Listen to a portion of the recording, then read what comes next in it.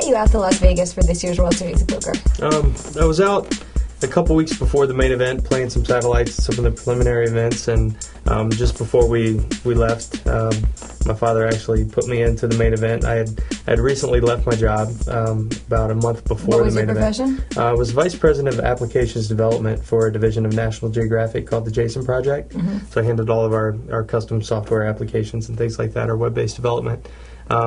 And I'd really left just to take a couple of months off, kind of recharge. And, I wanted to see if I wanted to play poker for a living or, maybe do something else. And so we came out, played a few tournaments, played some satellites. And then just before we were about to come home, we had been talking about the main event the whole time. Neither one of us, we got close a couple satellites but didn't get in. And who were you with? I was with my dad. My wife was here, her cousin, my sister. We had a bunch of us out here.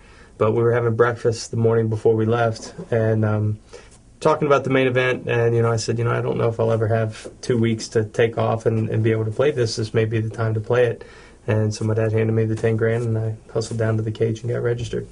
So who came out here with you for the main event? When I initially came out by myself, and I came out a couple days before my day one. Did you play any other events at the World Series? I played 2 of the $1,500 events. That was it, just with that first trip that we were out here.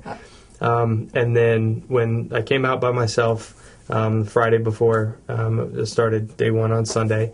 And after day one, I had done pretty well. My dad actually went ahead and booked his flight to come out. He had been planning on coming out anyway, but wasn't really sure. I think he kind of wanted to see if I at least got through day one. And so he booked his flight, and he actually got there about half an hour before we hit the money on day 3, so that was pretty cool. So going into the main event on day 1, were you confident of your poker playing? Did you think that you would be able to make it as deep as you did? Everybody certainly hoped that I could. I think when you go into a tournament with a field that big, it's still unrealistic that you will win it. You hope to win, you think you can. I actually kind of took Steve Danavan's philosophy of let's just get through day 1. Didn't even necessarily have his second goal, which was, I think, to get on TV, and then to get into the money. But my focus, I do better in deep stack tournaments than in some of the shorter stack tournaments where the blinds and antes are going up so quickly. So I thought the structure was really good and would really fit my style of play. I thought I could do pretty well. So what was your first impression of the Amazon room when you walked in for the first time and it was just full of players and tables and chaos? I'd been out here last year, so I was at least used to it. So it was actually good. I was glad that I had an advantage a little bit. Yeah, it was definitely good. I think I know coming into it the first time last year, it's pretty overwhelming. It's an amazing site though. And did you get to play with any pros on day 1, or was it later on in the event when you started butting heads with some of the best? I played with Jennifer Tilley day 1, actually knocked her out, and then a little while later knocked out the other woman that was at our table. So the table started calling me the Lady Killer, which was too bad, but they were both not a nickname really nice, you're trying to coin. Yeah, no, not at all. But that was, I think, day 1. Jennifer was probably the only pro that I recognized that I played with. So did you have any kind of strategy while you were playing the main event? My strategy was basically the words that my dad told me every day. Number 1 was to have fun. Number 2, you're as good as most of them, or as good as any of them and better than most. But for me, my strategy is definitely to have fun, enjoy the moment. This was my first big buy-in tournament. It's the main event, the World Series of Poker. I wanted to at least enjoy it, have fun at the table, but really just make good decisions. And that's really all you can do is try to make good decisions, try to get your money in good, and hopefully not get unlucky. So, I'd say that's basically my approach. Did you witness mistakes made by other players that help your game out? Yeah, there was some really strange ones. I had day 1. There was one player. I had called a small raise. I think it was in the small blind. I had pocket 3s. Flop came out 3-5-6 with 2 diamonds. I bet out into it, and he raised me. And so I re-raised. Then he came back over the top all in. And so now I'm kind of worried maybe he flopped a set of 5s, set of 6s. Maybe he's got ace-king of diamonds, something like that. So I make the call, and he's got ace-10 offsuit. No diamonds, no nothing. And just he was up to like 90,000, close to 100,000 in chips. So, definitely, just a mindless mistake that the guy made. where he didn't need to do that. And so I think it's what a lot of people, fall victim to. They play some of those big pots early, and for him to try to pull a big bluff on me was kind of silly, because I have a pretty tight, aggressive style, and just no need to put that many chips at risk. No. So how did you stay focused and alert for those long days of playing? I tried to get as much rest as I could. On the off days, I got massages and really took it easy, laid out by the pool and stuff, and just really tried to take my time to relax. During the play, it's to a certain degree, it really wasn't that hard to stay that focused. There's when you're really concentrating in the moment, you've got adrenaline going, and it really wasn't that hard for me. Going into the final 9. That was a pretty long day, and I definitely made some mistakes there as we were playing down from 10 to 9. Got involved in a few too many hands, and it didn't take as much time to make my decisions and things like that. So definitely felt some of the the effects of the fatigue there. Was there a turning point in the event for you? A key hand, anything like that? There were several pretty key hands. I felt. I kind of stayed day one. I kind of stayed around. I never went below 20,000. Never went below the starting stack, but I got up to about 30, back down around 20, and then finally near the end of the day, I hit a run and got up to about 93,000. I think is where I finished the day, and I really just kind of had a steady climb all the way, and was able to. To sit back at times and wait on some good hands. I was fortunate enough to run into a couple of hands where I had aces against kings, or one time I had pocket kings. This was actually a big hand. I had pocket kings, and I raised and got like 4 callers, which is like the worst thing you could have happen. Flop comes king 6-6, so it's beautiful. I check and have a guy bet into me. I call. I check again on the turn, and he goes all in. He's got ace king, so it's very fortunate. He actually has the case king there. And I had a big hand kind of late. One player kind of tried a sandwich play. I had raised on the button with pocket aces, and had one caller, and then he came over the top all in, and so naturally I called, and he had queen 6 offsuit. So he thought it was a buttons raised. Yeah, he just was, and we had played a hand earlier where he knew that I'd hit a flush on the end, and he said right before the break. Actually, right when he came back from the break, right before this hand, he said, "I've already targeted you as the one that's going to double me up." Oh. So that's an important lesson there. You just can't target people like that. Yeah. Very next hand is when I got the aces, and he was gone. So as the field dwindled and less tables, did you change your game at all? Switch gears? Yeah, at times. Once you've played with the players long enough and you've established your image, you have to change gears. You have to take shots at pots when you don't have it. I mean, that's just that's playing the game. I never had to get out of line where I was hyper aggressive or anything like that. I never had to put that many chips at risk, but I definitely had to change it up because. You're not going to get that many cards. You have to make those plays. You have to pick the right spots and make those kinds of plays. Did the play at the final table reflect the play throughout the tournament? No, that was totally different. As I think everybody knows, Jerry came out extremely aggressive. He and I had butted heads on a couple of hands. Only 1 or 2 may have been shown, I think, but. I had a feeling he'd be gunning for me a little bit, but I think he really came out gunning for everybody. They didn't show a lot of the first few hands. They showed one hand where he flopped a flush, and so we know he definitely had the cards there. He had a king queen of diamonds, I believe, and flopped the flush, and nobody else had anything to give him action. But then the next 4 or 5 out of 8 of those 8 hands, he was in there firing at the pot. So we don't know what he had there. And then I know you're going to get to the hand with the queens. That was like the 9th hand. So I was kind of disappointed not to see what kind of cards were really going on there. Yeah, but totally different. What's that? I said then you had the pocket queens. Can you explain your thought process there? Sure. Yeah. So I get pocket queens under the gun. And I made a standard raise, like 3 times the big blind. Probably should have gone a little bit higher with the antes in there, but I think the hand plays out the same way. So he re-raises me, and what I do when I'm playing at the table is I try, in order to put people on a range, I just try to think of what kind of hands would I have in that position, and try to get that range.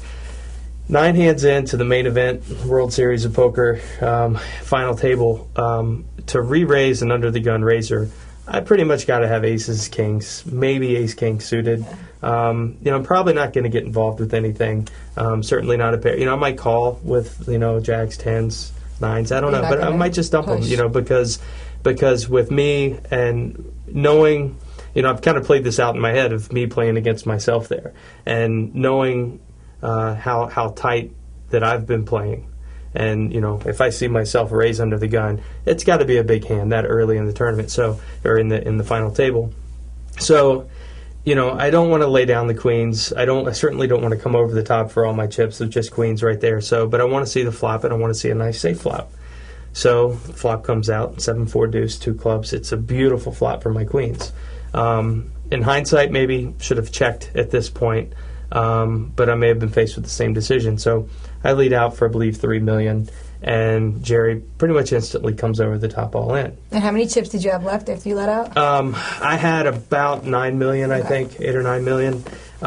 And I know on the broadcast they said that it was for almost all my chips, but I think if you look back through all the live reporting logs and stuff, he had me covered because he had won so many of those hands leading up to that point. Show. So then it runs through my mind, did I actually run into the first monster this guy's had? He's been so aggressive. Does he actually have aces or kings? I certainly thought jacks was a possibility. Ace king of clubs, ace queen of clubs, something like that. If I didn't have the queen of clubs, like a high ace, like sevens. if he's got sevens, fours, and deuces, I didn't think was that likely. Yeah. I think he was very aggressive, so it could have been those hands.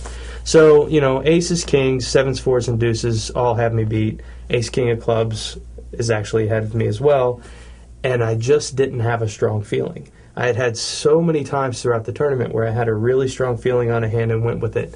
I had one hand where I laid down queens. A guy raised, I re-raised, he re-raised me, and for some reason I felt the guy had ace king of spades, and it was going to be for all my chips. This is on like day 4, and I said I just don't want to gamble here when it's probably at best a coin flip. Then he says he'll show if I fold, so I fold. He shows me the ace king of spades. Wow. And there was another hand where I had ace queen. A guy moved in. We were nearing the money bubble. For some reason, I felt he had ace jack. Maybe that's because that's the hand ace queen's going to beat. I don't know. But, I had a strong feeling about it. And he did? He had ace jack. He hit his 2 jacks and doubled up. But, I just didn't have that strong of a feeling. Yes, queens probably should be good there. But the way that the betting story went there, he could have aces or kings, and I don't want to play... I don't want to go through just the percentages, and yes, it's highly unlikely that, or it's more unlikely that he's going to have that, but it's just as likely that he has aces, kings, or jacks in that spot. So he had jacks, and I just didn't know where I was at. So, and then the reason I showed was I wanted some reaction. I wanted to see if I could get something out of him. So, and if you watch it on TV, I'm almost right up in his face when I show it because I just really want to get something, and he didn't say a word, and he just gave this little soft pat, and and I felt that it may have been a bad laydown. There were still 2 cards to come. Yeah. The way he was running, it could have been jacksy. I told some of my friends. I told friends that I dodged quad jacks. So, and then Raymond Rami makes the comment that it was a bad laydown, and so I said, I think it was, and then I was hoping to get something else out of Jerry and got nothing. So, he was really good at concealing all that stuff, but. A little while later, somebody made a laydown, and he said to them very genuinely, "Nice laydown," and I could tell the genuineness of that, and so I felt that I was probably ahead with the queens. But again, there were 2 cards to come. It's unlikely he's going to hit the jack, but as we know, I know you're going to ask about the final hand. 2 or 3 outers do come, so. Yeah. So how did the final table progress from there after that hand? Let me actually add to that. Go ahead. The other thing with that hand, here we are 9 hands in, and one thing that also impacted my decision is, I'm looking around. I've got about 15 people that just made the trip out to see the final table. I can't call off with queens when it's just a pair. We're 9 hands in. And so that affected me, and whether that's good poker or not, it was something that affected my decision as far as these people being there, and it was reinforced that they were there, that queens, it's still just a pair, yes, we know it was a head now, but that's it's just hindsight's 20/20. Yeah. So how did your play progress from there? There weren't too many hands that I was involved in. Jerry went on a tear, knocked out Phillip, and then knocked out Lee Watkinson, and then the last hand was the King Jack hand. It was folded around to me on the small blind, and I raised, and Jerry instantly goes all in. Now I know that he knows I can lay down a big hand. The day before, I had showed one with kings that I had laid down to him, and I showed those. I'm not going to be showing Jerry any more cards, that's for sure. But with that hand, with that king's hand was, he raised, I re-raised, he calls, he's under the gun, and the flop comes ace high, and he leads out at it, and so I fold. It's actually an easy fold with kings there. He didn't have it. He had like queen jack and or something like that. So this king jack hand, when he instantly goes all in, I figured that the king jack was ahead. King jack can't be that far ahead of most things that I would have put him on there. But for some reason, I just really felt that I was ahead. And if you watch it on TV, you'll see I actually smiled, and and at that point I did kind of look around, and I said, and that's he's being so aggressive. I can't keep folding to these raises. I'm going to take a stand. So I take the stand. Turns out he's got Jack 8. I've actually got him dominated. I'm in better shape than I could have even imagined. And, of course, he hits the 8 on the turn. But it was one of those times, if you see my reaction there, I kind of expected the 8 to come too. But, it's interesting that there's a lot of talk about, especially the queen's hand. I actually feel that was played correctly, other than the fact maybe I could have checked. And if he bet, I could have come over the top. I have a feeling if I check, he moves all in anyway. So I'm still faced with the decision of calling for all my chips. But it may have saved me $3 million if I make the laydown. The King Jack hand, even though I had him dominated, I actually regret making that call, even though I felt good about it, because we were at the end of the level. I was going to have the button coming up. I still would have had, like 7 or 8 million left, something like that. And so, I felt like in hindsight, in the retrospect, that I probably could have let that one go and looked for a better spot. But, it was a decision I made at the time, and I felt good about it. So, I made it, and it turned out to be the right call as far mathematically. But, I might want to, probably look for better spots. So do you think that your game improved during the main event? Did you get up to the next level at any point? I really do. I think it improved every day. I had the chance to play with so many great players. There was a couple of times where I was sitting across from 4 very well known pros, and there were a lot of really good players that made it really deep in the event. I got to play with Scotty Wynn quite a bit. I played with Bill Edler quite a bit. Kirk Morrison, Daniel Lahi, and some of the times there was. I had Kirk, Daniel, and Bill all right across the table from me at one time. There's some really strong tables. But, it actually, so I think it helped me to step up my game a little bit, and just, pick the right spots. When you're playing against a better player, you can also, that allows you to be able to make some more moves. If you're playing against a complete novice, you're pretty much restricted to kind of ABC poker, and but it allowed me the opportunity to kind of test myself a little bit, because I've been an amateur up until this point and mainly a recreational player, and but I think I've got pretty good knowledge of the game. I've played a lot, and I've read a lot, and and I've really dedicated a lot of time to learning the game, and it was just a fantastic experience to be able to put all that to the test. So do you think next year you'll be able to get 2 more weeks off and come out and play again? Yeah, I believe so. I will definitely be here next year. All right, great. Thanks so much for stopping by, Lee. All right, thanks a lot. Lizzie Harrison with Lee Childs for Card Player TV.